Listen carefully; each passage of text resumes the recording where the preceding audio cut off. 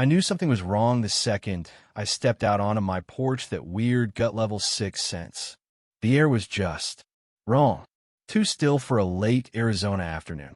Like the desert itself was holding its breath, waiting for me to open the front door and realize just how bad the day was about to get. And man, when I stepped inside and saw that my gun safe stood wide open, every shelf stripped bare, just about dropped to my knees.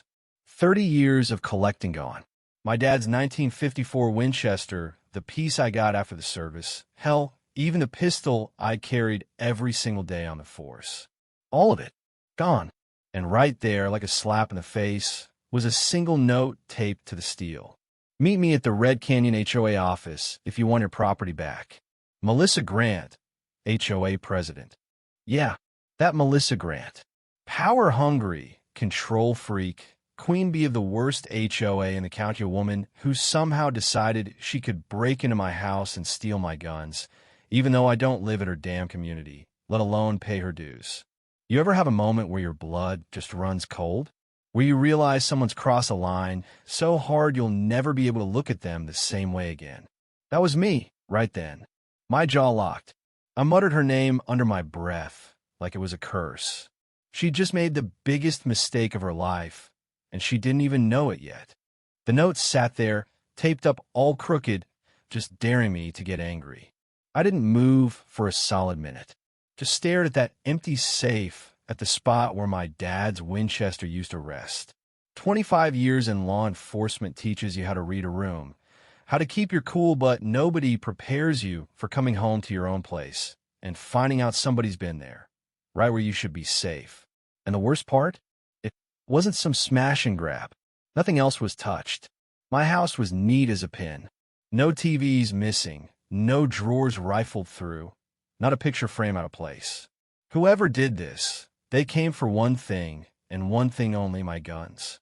They knew where they were, knew when I'd be out. This wasn't random. This was personal. The safe itself told me everything I needed to know.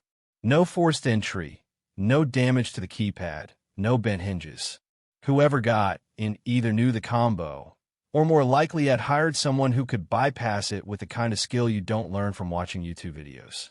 That narrowed it down to a short list in this county. Melissa wasn't on that list, but she sure as hell hired someone who was. I wanted to call the sheriff right then, or maybe storm over to the HOA office and drag Melissa out by her helmet hair. But I knew better. That's exactly what she wanted. Someone like her, self-righteous, drunk on a teaspoon of power, wants you angry, wants you to make a mistake. I wasn't about to give her that satisfaction. So I did what I'd always done best. I observed. Walked the house slowly, checking every window, every door, every alarm panel. The only thing off was this faint perfume, something cheap and way too strong, like someone was trying to cover up a smell. In the hallway, I spotted a smear of red lipstick on the inside of the doorframe at the same fire engine red Melissa wore every time she wanted to play queen. She'd been here herself, strutting through my home like she owned it. I forced myself to walk through the rest of the house methodical, like processing crime scene. In and out, no chaos, no panic. That chilled me more than anything. If I'd been home, someone might have ended up dead, and not necessarily the intruder. My rage had a cold, sharp edge to it. I stepped back outside, letting the desert heat snap me into focus. Sun was bleeding gold over the horizon, and across the dirt road, a bland white HOA SUV was parked. 2 volunteers inside, pretending to check their phones, but really just watching my place. They weren't subtle. Melissa never hired subtle people. I stared at them until one of them looked away, then went back inside and pulled out my phone. Still had a few contact from the old days, people who wouldn't laugh this off. The first number I dialed, Detective Sam Harlow, my old partner. Jack, you finally calling me about that HOA circus next door? Not exactly, I said. Someone broke in, cleaned out my gun safe. There was a long silence on the other end, which for Sam meant things had gotten serious. Say that again. Every gun I own. Gone. I told him about the note. He swore so loud I had to pull the phone away. That's not just theft, Jack. That's burglary, grand theft, conspiracy if she got help. And that's just the warm-up act, I said. You want me to send a unit? No, not yet. Last thing I needed was to spook her into hiding the evidence. I need to see what she's hiding. You and Ethan followed the trail from the outside. Ethan, rich financial crime specialist, numbers guy, zero sense of humor, but a bloodhound on a paper trail. Go careful, Jack, Sam warned. Melissa went after your guns for a reason. Whatever she wants, it's big. He wasn't wrong. Melissa wanted leverage a man with my background, my reputation, as her HOA trophy. She wanted to brag that even a former cop had to follow her rules. That wasn't happening. Not in this lifetime. I changed into clean clothes, strapped on my backup handgun from under the floorboard, and stepped outside. HOA SUV still there. One of the volunteers, a kid named Brent, looked like he was about to wet himself as I walked to my truck. I didn't say a word. As soon as I drove off, he was on his walkie, frantic. Good. Let Melissa know I was coming. Red Canyon HOA sat at the end of a cul-de-sac, all fake stone facade and closed blinds. Melissa's Mercedes front and center. I waited outside a second, letting my eyes adjust, and then walked in. Lobby was empty, air conditioning blasting, and the whole place smelled like stale coffee and lavender. Melissa's voice floated out before I even saw her. Jack Coleman. Welcome. She stepped out, all power suit and perfect hair, red lipstick like a war flag. Glad you decided to cooperate. I didn't bother with the pleasantries. You broke into my home. She just laughed like I told a cute joke. I accessed property in violation of community safety standards. As HOA president, I cut the crap. I snapped. My land's not part of your community. Her smile barely twitched. She gestured down the hall. Let's discuss this privately. I didn't budge. Where are my guns? She'd scared. Ellie, sit down first. She walked ahead, all confidence, expecting me to fall in line. I followed, but kept my distance eyes scanning every shadow, every vent, every camera. She opened the conference room door, and I walked in first, just to mess with her head. 3 board members sat at the table, looking like kids in the principal's office. Tom, the treasurer, Judy, the secretary, and Brent, the jittery volunteer from outside. Melissa circled and sat across from me, fingers steepled, sharp smile in full effect. So, Jack, let's talk about your future in this community. I stare her down. My future doesn't involve you or Red Canyon. She tapped the table. Your property borders our community. That gives us the right to enforce compliance standards within a shared environmental zone. I almost laughed out loud. That's not even a real thing. She shrugged. Legal definitions are flexible, if enough homeowners agree.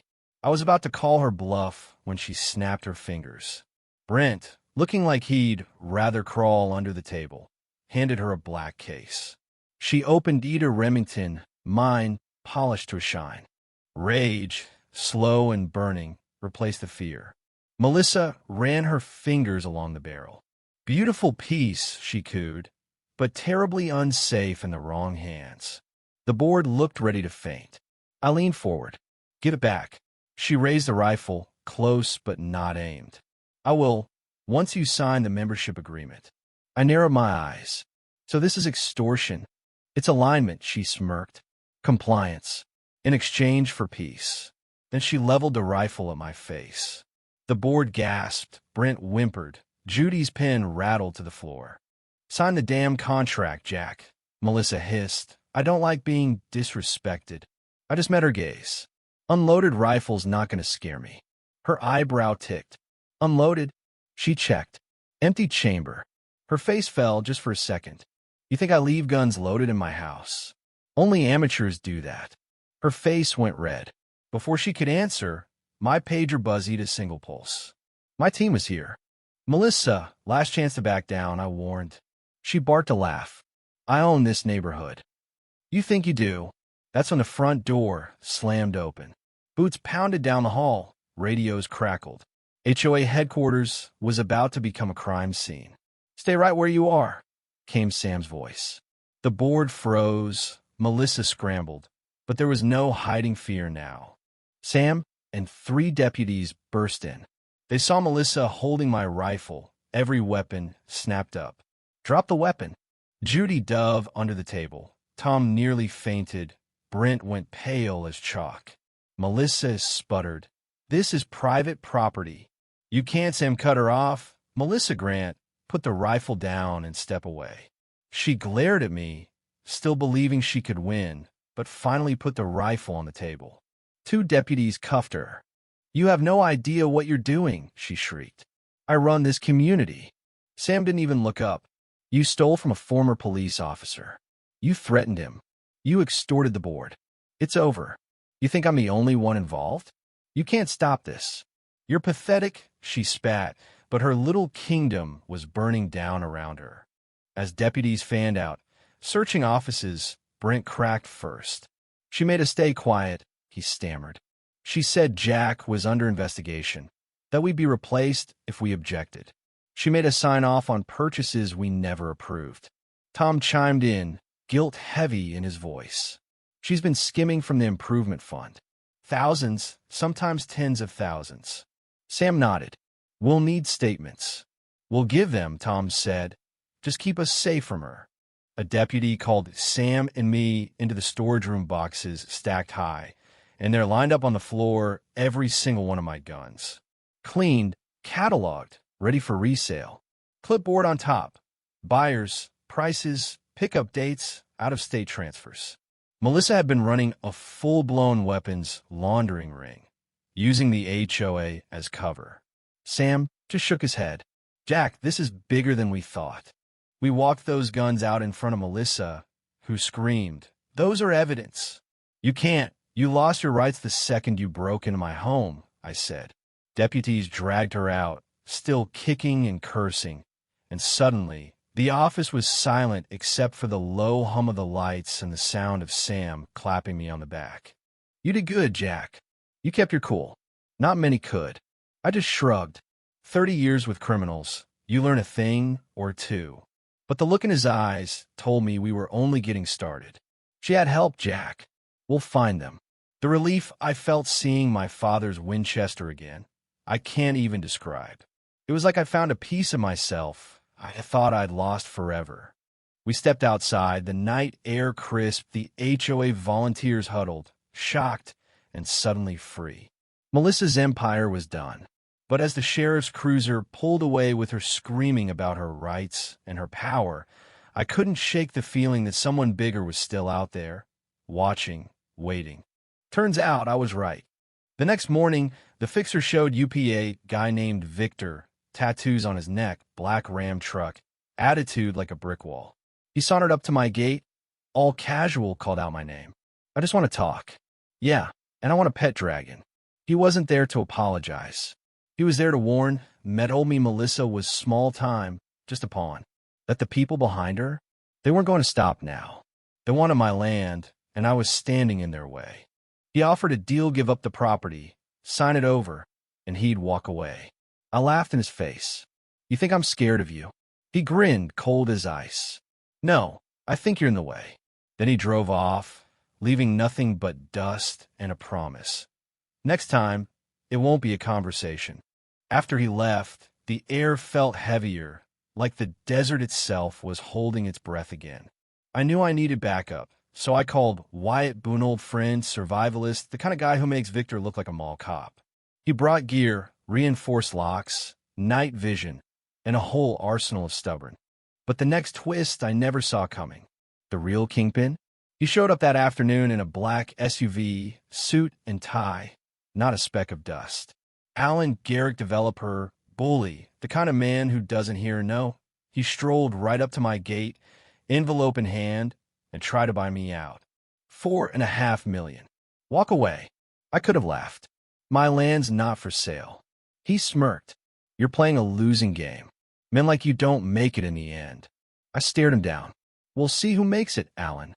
He left, but not before promising. People who stand in the way of progress tend to disappear. The next days were a blur. Sam's investigation took Garrick's empire apart. The ATF moved in, the HOA collapsed, and my land stayed mine. But as the dust settled, I realized the battle wasn't over. Bullies don't give up easily. They come back. They find new ways to push. But sometimes, all it takes is one person standing their ground, refusing to back down, to remind everyone else that bullies only win if good people stay quiet. So if you've ever dealt with HOA drama, bullies in suits, or people who think their power is bigger than your rights, don't let them win. Stand up. Speak out. Protect what matters, because nobody else is going to do it for you. And if you got a story like mine, or a thought about what justice really means, drop it in the comments below. Let's talk about right and wrong, about what's worth fighting for, and about what happens when a community finally says, enough. I'm not going anywhere. And I bet you aren't either.